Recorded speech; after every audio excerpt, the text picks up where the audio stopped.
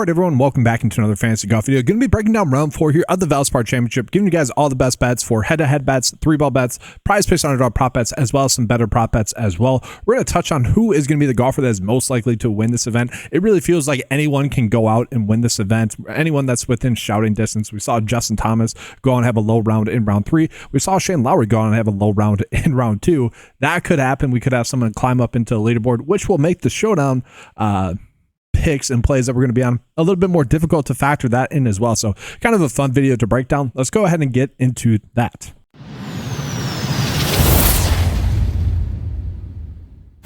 Now, first, just a quick recap from yesterday, guys. Yesterday, not good for three-way bets, not good for the head-to-head bets. Kind of unfortunately there.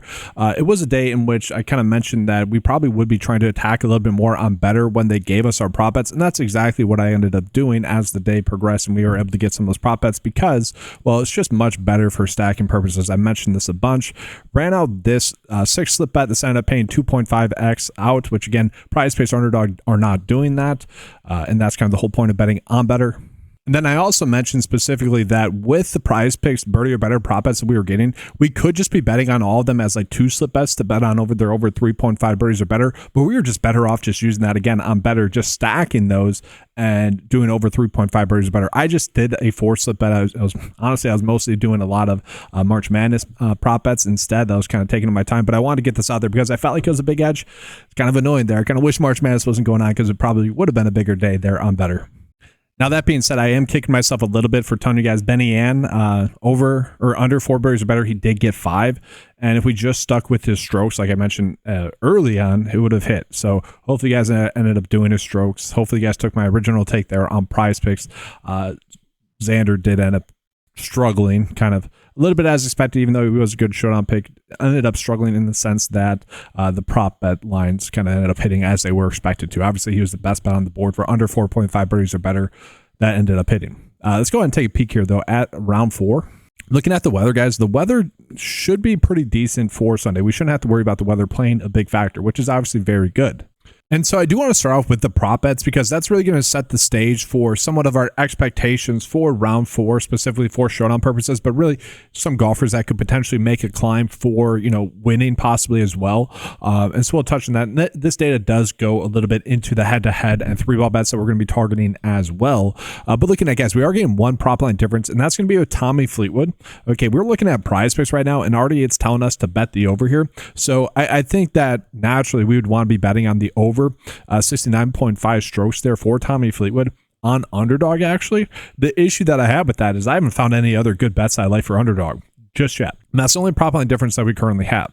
I do think we are getting a little bit of better edges for PrizePicks once again, and we could be running out these bets here on underdog. But again, guys, if we're running these out here, these bets that have a 30 or 54% likelihood or better hit, these bets that are considered good bets on paper, which are bets that have a 54% likelihood to hit, then I just want to be running those on betr. Again, just because, especially if you're doing a 5 slip bet or a 6 slip bet, it just pays out better. Once again, that I showed you guys that screenshot earlier, that paid out 2.5x. Even though we had one push in there, it paid out 2.5x still. So it ended up being a pretty profitable day just there because we're able to stack. And again, if you don't want to do that, if you're not opening a betr account, that is fine. I get that. Just do 2 slip bets on PrizePicks or Underdog if you guys are looking to attack these bet slips. Now, I will say, probably going to be a typical, more difficult Sunday setup.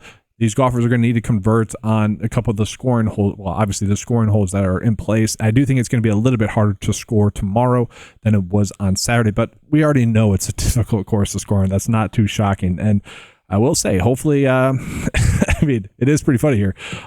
Just going back to the take from the live stream, I was like, I get why people are on Davis Riley as a live or as an outright bet. I don't get how they're betting him and not Jeremy Paul, not Ricky Castillo. I did mention like Bridgman in there, Matt Kuchar, Kevin Roy. So it wasn't like perfect, but I'm like, how do you come to the conclusion just to bet Riley when we have all those other golfers? And it's kind of funny because those people are right, but like also my take was right as well. It's just kind of funny how that worked out. But this is interesting. I don't know. It'd be interesting to see it, but all of them are good options for over 3.5 birdies or better is the point. And I do want to give Underdog a quick shout out here as well.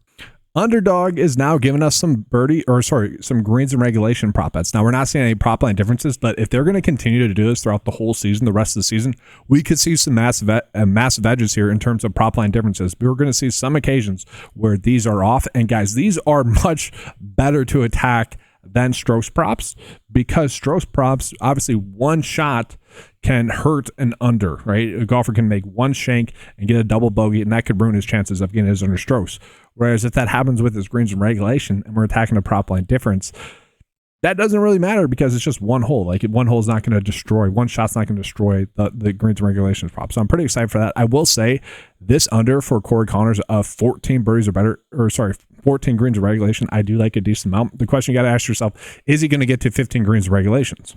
Now, if we look at round 3, guys, had 15 in that round, round 2, 12, and then round 1, 11. And so, yes, we know that round 1 and round 2 were more difficult scoring conditions, and round 3 is going to be much more similar to round 4 in terms of, weather not being a big factor. And so you should be able to control your golf out a little bit more, so less randomness per shot, shot to shot. But I do think that the chances of him getting to 15 are just not as likely. And so, yeah, I think the under 14 greens regulation is a good bet. I mean, chances are it's going to be a push, but I'm kind of fine attacking that. And so, guys, the bet of the day would be like Corey Conners paired with, I want it to be Jeremy Paul over 3.5 birdies or better, but you could just do one of these golfers. Let's just do it for sake of, clarity. If you guys, so I can track the bet of the day, we'll do that. But really, we could just be kind of mixing and matching those. Again, I like this as a better stacking opportunity. Like, we should just be betting on how the course is going to play tomorrow and just betting on all these golfers over the birdies or better on better once they give us those lines. Typically speaking, they're coming out in the morning or late at night, but their lines aren't fluctuating as much as PrizePicks or Underdog. So did want to call, but these are going to be good spots for PrizePicks and Underdog here for the birdies or better. And so now let's go ahead and jump into the round 4 3-way bets again, because they're going to be ties. We're factoring in the ties here. And so we are having a regression week in terms of the head-to-head bets and the 3-way bets as well, guys. Just kind of naturally expected. I've been touched on this the past 2 weeks. We've been running extremely hot, over 70% hit rate for those bets. Probably going to be closer to around 68% after this week is over. Haven't calculated that just yet at the end of the week here. But also, had kind of 2 bad days now in terms of head-to-head bets and 3-way bets. So typically speaking, that bounces back the other way. That's just typically how it works. And so again, all we're going to do is look at the bets where we're getting at least a positive edge and seeing if we like those bets at all. And so really the only one that we are getting is going to be Keith Mitchell over Tom Kim. Definitely an interesting one. I'm kind of curious here. And that's probably the only one I really want to get to. Victor Perez over Mackenzie Hughes, we could potentially get to. I'm not going to be touching Harry Hall over Xander, but I want to see this. Let's talk about this group in general. I'm going to take off the filter. I just want to see. So yeah, Tom Kim still has about a 43% likelihood. Okay, guys. So it's not like it's a crazy advantage, and that's the issue with the 3-way bets. They're not crazy edges, right? But per the payout, Keith Mitchell is more likely to win, and the betting odds are not factored in there. So we are getting a slight edge there. So that's really the only good 3-way bet. Hopefully that does end up cashing. If anything, we know the theme with Keith Mitchell will be cashing, full cash up until 17, 18. He's going to bogey those and not hit for us. Obviously, that's a tease of the first round lead pain that we experienced once again. Let's go ahead and jump into some matchup bets for round 4. And so again, guys, let's just go ahead and sort it by where we are getting any plus EV bets, if there are any plus EV bets that we should be targeting. And Doug Gim over Thomas Dietrich, if you guys want to rock with that, you can. Davis Riley beating Jeremy Paul. If you guys want to rock with that, again, you can. Joe Highsmith over Andrew Novak. I mean, we're getting a decent amount of plus EV bets. So if you guys like any of those 3, by all means, attack them. But the 9 to 5 day is actually kind of telling us to do the opposite of those. So that's really up to you guys what you want to do. One of the better bets, though, is going to be Eric Cole losing to Matty Schmid. So Matty Schmid to win at minus 115, and that's a good bet. We also are getting Ryan Gerard to beat Seamus Power in round 4, minus 110. And then Davis Riley to lose to Jeremy Paul as well, which I would say, kind of more of a toss-up. Jeremy Paul, Davis Riley. Again, to me, I've went over this a bunch. To me, kind of the exact same thought processes where you're just trying to attack someone that's seemingly in trending in some good form and, relatively decent play and just kind of mispriced. So up to you guys. I'm probably staying away from that. I'm probably just going to go with the top 2 here. And so that's going to be the recommendation, is just going to be these top 2 here. And fingers crossed, again, kind of expect to have a better day since the last 2 days have not been good, but at the same time, not all too shocking that we are finally having a seemingly a bad week with the matchup bets and 3-way bets. Just because, again, that's typical regression. I said this a bunch. You're not going to be hitting at a 70% hit rate. That's just not sustainable, especially when you're targeting bets that have like a 58% likelihood. Obviously, with these lines, there's juice associated with that sometimes, but you guys get the point. And these ones aren't even 58. These are this is like 52% likelihood to hit. So you guys get the point. Just look at the chart, Eric. Just look at the chart. It's 53.49% at minus 115. Okay, so yes, you guys get the point though. Then I do want to jump into the showdown tab just real quickly to jump into win rank, and then we'll jump into the showdown plays in general. I just want to take a peek at maybe some golfers that we can jump on outright wise. So the data is kind of telling us that it's going to be Viktor Hovland, Jacob Bridgman, or Justin Thomas and Shane Lowry. Potentially, we could see Corey Connors climb, Kevin Yu potentially, Lucas Glover as well at 17th place. Maybe someone we could bet, chase a long shot number on. Jeremy Paul as well.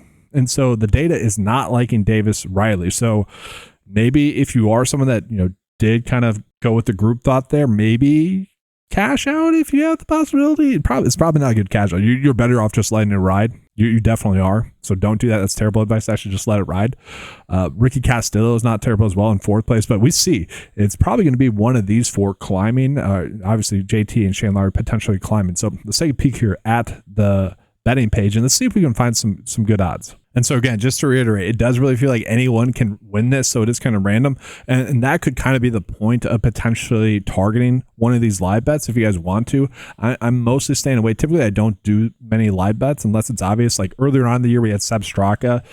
He was like the only golfer on top of the leaderboard that wasn't a 9-5 outright bet. I'm like, he's 4-1 right now. Let's just kind of hammer this just because if Seb Straka doesn't win, we're going to be profitable. I don't really see that this week, but if you guys want to, I want to give you guys that information at least, so you guys can put your best foot forward. And so looking at, I don't know if I know the data's telling us Justin Thomas could be someone that climbs and obviously has a good win rank. And I don't see him following up that good of a round. Like it's tough to follow up a really good round like that. We saw Shane Lowry struggle, relatively speaking, in round 3 compared to his round 2, right? That's just naturally what happens.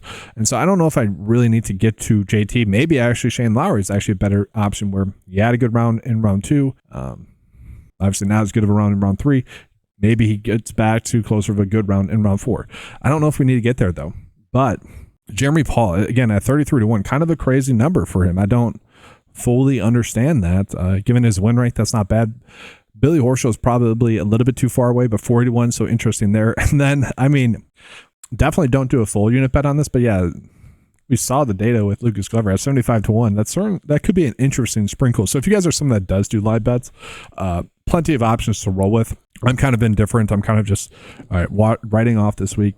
We'll go ahead and get back at it next week. Unless Tommy Fleetwood can go low, I doubt it, but we'll see. That's basically my only hope. But now, guys, let's go ahead and jump on into just the pure showdown plays. Which plays are we going to be looking at? And obviously, win rank is going to heavily correlate there with the showdown rank because, well, that position points matter. And that is what makes round 4 difficult, especially this round 4, where, again, really anyone can go out and climb and win. It feels like anyone can go out and win. And so just looking at it, JT, Hovland, Shane Lowry, Bridgman. We're probably getting to a lot of Bridgman. Kevin Yu, okay, he's a player that we could probably get to. Tommy Fleetwood's still not bad. So Tommy Fleetwood's probably going to be pretty low owned just because people are going to be prioritizing, some of the top end players a little bit more, as they probably should be. Like it is riskier, but let's just say Tommy Fleetwood does have like a -4 round and everyone else does -2 or whatever. If he climbs that much, that could be the difference between winning a GPP or not winning a GPP. So it'll be interesting to see what the 9-5 data tells us to do. And so let's just go ahead and take a peek at that. And so let's just go ahead and, well, again, just give it the 2 data points to go off and just rounding up with a couple of those golfers. Just going to run it raw here so you guys can kind of see what the data is telling us is going to be kind of a good route to go with. Seb Straka screwed the round in round 4, guys. Had a lot of good lines with JT and Jordan going. Just not enough to get there for a good day. That is what it is. That we know that happens. Interesting. So yeah, Kevin Yu, obviously the data likes. It's probably going to be at 100% Kevin Yu. It's not 55. That's interesting. Does we don't need to get to Rams Peterson. We don't have to get to Peterson that much. But Bridgman, I'm fine with Shane Lowry. Viktor Hovland, I don't know if we need to get to Hovland that much as well. Might create a rule though where I do want one of JT, Hovland, Shane Lowry, or Tommy Fleetwood in all my builds. One of those, I think that'd be a good rule to roll with. But let's just do this. We'll do 30% max exposure, 3 unique plays. Just run that and just see what it's spitting out to us. And so here we go, Shane Lowry. Yeah, so it's much more spread out. And I think I like this, guys. So it's much more spread out here. And that's probably the approach to go with for round 4. Because, again, it really feels like anyone can go out and climb. Probably best to just spread it out. Hopefully you guys are ending up on the one good lineup. That's basically been the theme this week, unfortunately. Lots of randomness. And we just kind of hope that we're on the correct side of a really good lineup. But that's going to do it for this video. Make sure to give a like and subscribe to the channel. If you guys want access to any tools that you saw in this video, head on over to 9to5sports.com. Get access to all the tools for just $10 a month. If you guys are looking to place bets on PrizePicks Underdog or betr, links to join those are in the description below. If you guys use those, that's actually an easy way to help out the channel as well. You make sure to use the promo codes that are linked there as well. All right, thanks for watching. Good luck. And as always, let's keep cashing.